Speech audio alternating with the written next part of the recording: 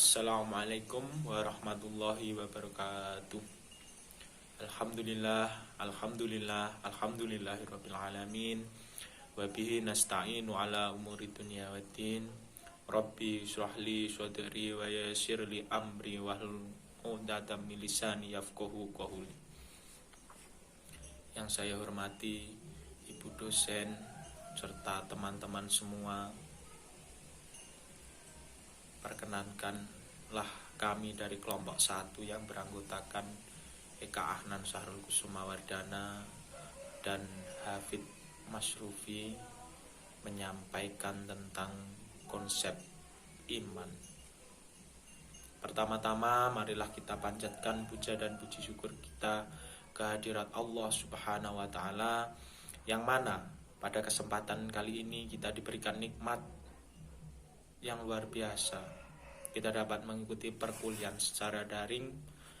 Alhamdulillah, karena apa? Banyak teman-teman kita di luar sana walaupun daring masih mengalami kesulitan, sehingga kita patut bersyukur walaupun dengan sistem online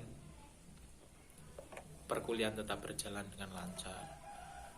Yang kedua kalinya, sholawat serta salam semoga tetap terlimpahkan kepada junjungan kita Nabi Agung Nabi Muhammad SAW, kepada keluarganya, sahabatnya, yang mana telah menuntun kita dari zaman jahiliyah menuju zaman al-islamiyah yang sebagaimana kita rasakan saat ini. Saya di sini sebagai pembicara pertama akan menyampaikan materi tentang konsep iman. Konsep iman sendiri dibagi menjadi 4 sub, yaitu yang pertama adalah pengertian iman, yang kedua karakter iman, yang ketiga tingkatan-tingkatan iman, yang keempat relasi iman dan amal menurut aliran kalam. Yang pertama saya akan menyampaikan pengertian tentang iman. Pengertian tentang iman secara etimologis itu berarti percaya, membenarkan. Percaya dan membenarkan di sini didasari oleh pengetahuan kita atau pengenalan kita terhadap apa yang kita imani. Itu secara etimologis. Sedangkan pengertian iman secara terminologis yaitu percaya sepenuh hati, pengucapan melalui lisan, serta melakukan tindakan atau pengamalan melalui anggota tubuh. Itu menurut terminologi. Apa yang dimaksud dengan keyakinan dalam hati? Karena iman yang tanpa didasari keyakinan dalam hati itu hanya munafik. Oleh karena itu, yang diartikan beriman, kita harus percaya sepenuh hati dulu di dalam hati. Setelah itu kita lakukan pengucapan. Pengucapan di sini artinya setelah kita beriman, percaya sepenuh hati, maka kita harus melakukan pengucapan. Karena barang siapa yang beriman dan dia tidak mengucapkan secara lisan, padahal dia mampu mengucapkan secara lisan, maka dia tetap dihukumi tidak beriman oleh Allah Subhanahu wa taala. Yang selanjutnya adalah pengamalan melalui anggota tubuh. Yang dimaksud pengamalan melalui anggota tubuh di sini adalah karena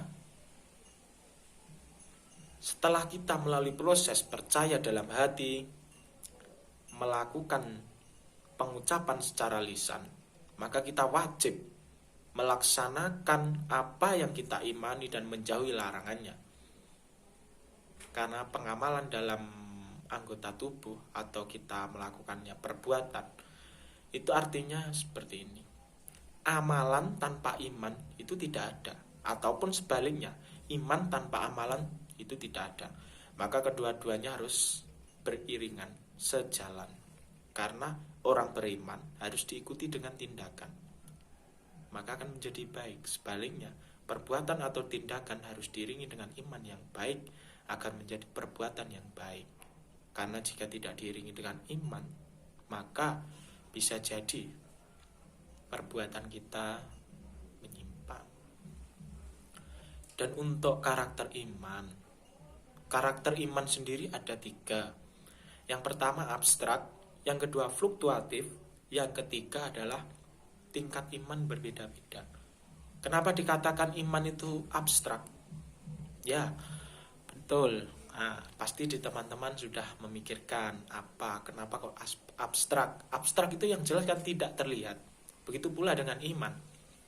Iman di sini kan kita tidak tahu bentuknya bagaimana, warnanya bagaimana, besar kecilnya seperti apa, kita kan tidak tahu.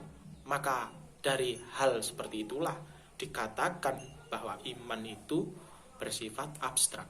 Bahkan kita sendiri tidak tahu iman kita itu seberapa. Apalagi iman orang lain kita tidak tahu. Hanya Allah Subhanahu wa taala lah yang tahu dengan iman kita ini. Ada imannya ada atau bagaimana, itu hanya Allah yang tahu. Kita hanya berusaha dan berusaha. Yang kedua yang dimaksud karakter iman itu fluktuatif. Fluktuatif dalam artian di sini adalah iman itu kadang di atas, kadang di tengah, kadang di bawah, kadang belas tidak ada iman sama sekali.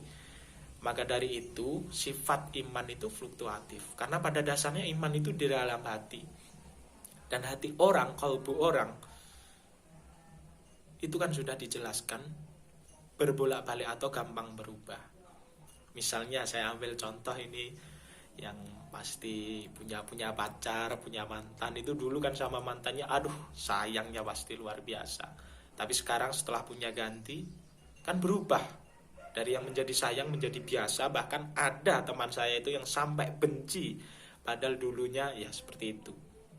Makanya di dalam karakter iman yang fluktuatif ini kita harus sering berdoa kepada Allah agar selalu diberikan keimanan yang tetap, tidak berubah, tidak tergoncang. Karena Allah itu sesungguhnya yang maha membolak-balikan hati.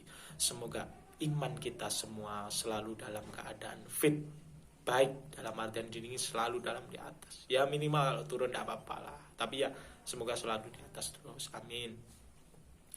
Yang selanjutnya, tingkat iman itu berbeda-beda. Tingkat iman itu berbeda-beda. Karena apa? Tingkatan iman itu juga dipengaruhi oleh latar belakang kita, pendidikan kita, dan lain-lain. Untuk selanjutnya kita masuk kepada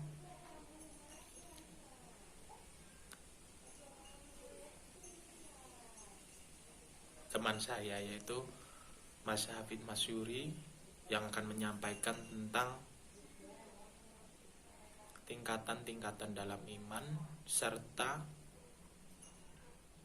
relasi iman dan amal dalam aliran kalam.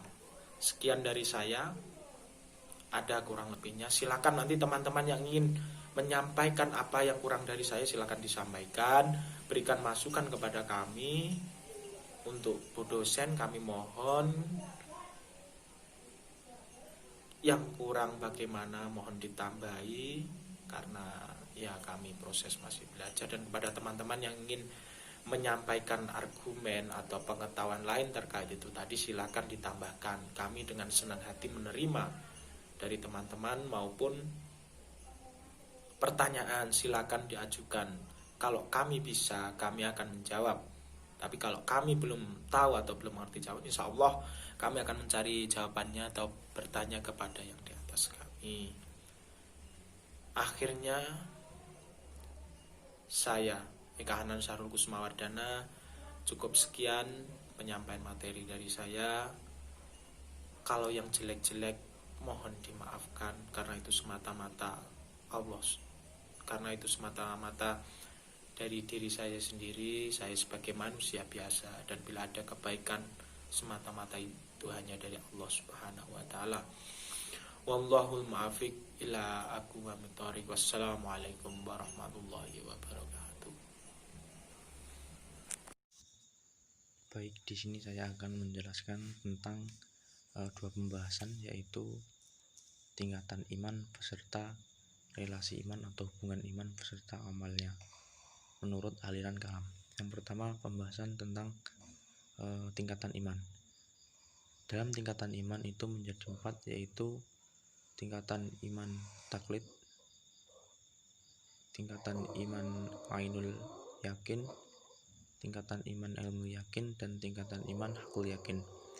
Yang pertama, tingkatan iman taklid. Taklid sendiri itu berasal dari bahasa Arab yang berarti mengikuti sesuatu tanpa adanya alasan. Jadi iman taklid yaitu mengikuti keyakinan tanpa berdasarkan alasan tertentu. Di dalam menanggapi ini, ba'du ulama itu memiliki pendapat masing-masing. Ada yang membolehkan dan ada yang tidak membolehkan. Contohnya yang membolehkan ialah Imam Asy'ari, Imam Maliki, dan Imam Hanafi. Adapun yang tidak membolehkan ialah Ibnul Arabi dan Ibnu Arabi. Yang kedua adalah tingkatan iman ilmu yakin. Tingkatan iman ini adalah di mana seorang itu meyakini bahwa Allah itu ada dengan pengetahuannya atau dengan ilmunya. Yang ketiga ialah tingkatan iman ainul yakin. Tingkatan iman ainul yakin ini di atas tingkatan iman ilmu yakin, di mana seorang apabila melihat suatu kejadian langsung percaya tanpa memiliki proses sebab akibat dari kejadian tersebut. Yang keempat ialah tingkatan iman hakul yakin, di mana seorang itu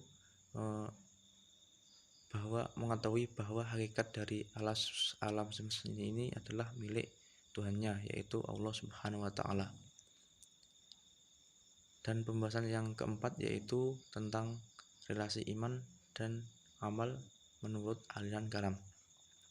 Sebelum memasuki pembahasan tersebut, alangkah baiknya kita mengetahui berapa banyakkah aliran kalam di dunia ini. Di dunia ini terdapat banyak sekali aliran kalam.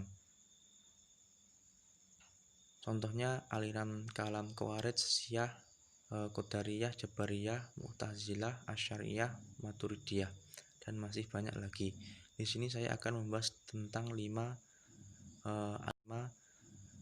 aliran kalam yang menanggapi tentang relasi iman atau hubungan iman dengan amal menurut mereka. Yang pertama, menurut aliran Khawarij. Aliran Khawarij ini berasal dari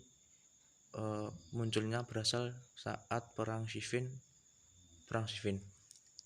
Di situ terjadi peristiwa peperangan antara kelompok Ali dan kelompok Muawiyah bin Abi Sufyan. Dan akibat dari perang tersebut terjadi perpecahan antara dua golongan, yaitu kelompok Syiah dalam kurung memihak pada Ali dan kelompok Khawarij, kelompok yang menentang Ali. Dalam menanggapi tentang iman, menurut Khawarij, iman menurut mereka ialah pengakuan dalam hati dan pengakuan dalam perbuatan. Jadi yang dimaksud iman yaitu seorang yang sudah percaya dengan hati dan sudah melakukan perbuatannya seperti seorang yang telah melakukan pengakuan dengan hati terhadap keesaan Allah dan yang sudah melaksanakan perintah-perintahnya atau dalam kurung beribadah. Di dalam aliran ini terdapat banyak cabang, ada yang radikal dan ada yang lunak atau tidak radikal. Yang kedua adalah aliran Mu'tazilah. Aliran Mu'tazilah ini didirikan oleh Wasil bin Atha yang didirikan di Damaskus. Dalam menanggapi perkara iman, relasi iman dan amal menurut aliran ini yaitu bahwa yang dikatakan iman yaitu at-tasdiq bil qalbi, at-tasdiq bil lisan, dan at-tasdiq bil ibadah. Jadi ketiga unsur ini menjadi perkara yang wajib bagi orang yang beriman menurut mereka. Adapun orang yang beriman tetapi mereka tidak melakukan hal tersebut, maka ia dicap atau dinamakan orang fasik dan akan dimasukkan ke dalam neraka yang paling dalam. Yang ketiga ialah aliran Murji'ah. Dalam aliran Murji'ah ini mereka berpendapat bahwa yang dikatakan iman yaitu at-tasdik bil qalbi saja. Jadi perbuatan dan perkataan tidak menjadi bagian tersebut. Berarti pengertian iman menurut aliran Murji'ah itu sangatlah simpel atau sangatlah mudah. Dan menurut mereka apabila ada seorang mukmin itu melakukan perbuatan seperti orang Nasrani atau Yahudi, itu masih disebut orang mukmin sejati. Dan di sini masih, dan di dalam aliran ini terdapat banyak cabang-cabangnya. Yang keempat adalah aliran Asy'ariyah. Aliran ini didirikan oleh Abu Hasan al-Asy'ari yang sekarang ini menjadi mayoritas aliran yang dianut di Indonesia, khususnya di Nahdlatul Ulama. Dalam menanggapi relasi iman dan amal, menurut beliau ada dua versi. Yang pertama di dalam kitab-kitabnya Al-Muqallad, dan di dalam kitab Al-Muqallad Abu Hasan mengatakan yang dikatakan iman yaitu tasdik bil qaul dan tasdik bil fi'li. Jadi yang dikatakan iman ialah pengakuan dalam lisan dan pengakuan dalam perbuatan. Adapun versi yang lain menurut Abu Hasan al-Asy'ari ialah at-tasdik bil qalbi saja. Yang keempat ialah aliran yang kelima, aliran Maturidiyah. Di dalam aliran ini terdapat dua golongan yang saling menonjol, yaitu Maturidiyah Samarkand dan Maturidiyah Bukhara. Di dalam menanggapi tersebut, kedua golongan ini terjadi perbedaan pendapat, yaitu yang pertama golongan Maturidiyah Samarkand. Mereka mengatakan bahwa iman itu at-tasdik bil qalbi dan tidak diikuti dengan lisan dan perbuatan. Jadi hanya hatinya saja yang pengakuan. Yang kedua ialah Maturidiyah Bukhara. Di sini mereka berpendapat bahwa mereka yang dikatakan iman yaitu at-tasdik bil qalbi dan bil lisan. Mungkin cukup itu dari kami. Apabila ada kurang lebihnya mohon dimaafkan, dan apabila dari kami ada yang kurang pas mohon dibenarkan. Cukup sekian dari saya, cukup sekian dari kami. Apabila ada kurang lebihnya mohon dimaafkan. Akhiran, wassalamualaikum warahmatullahi wabarakatuh.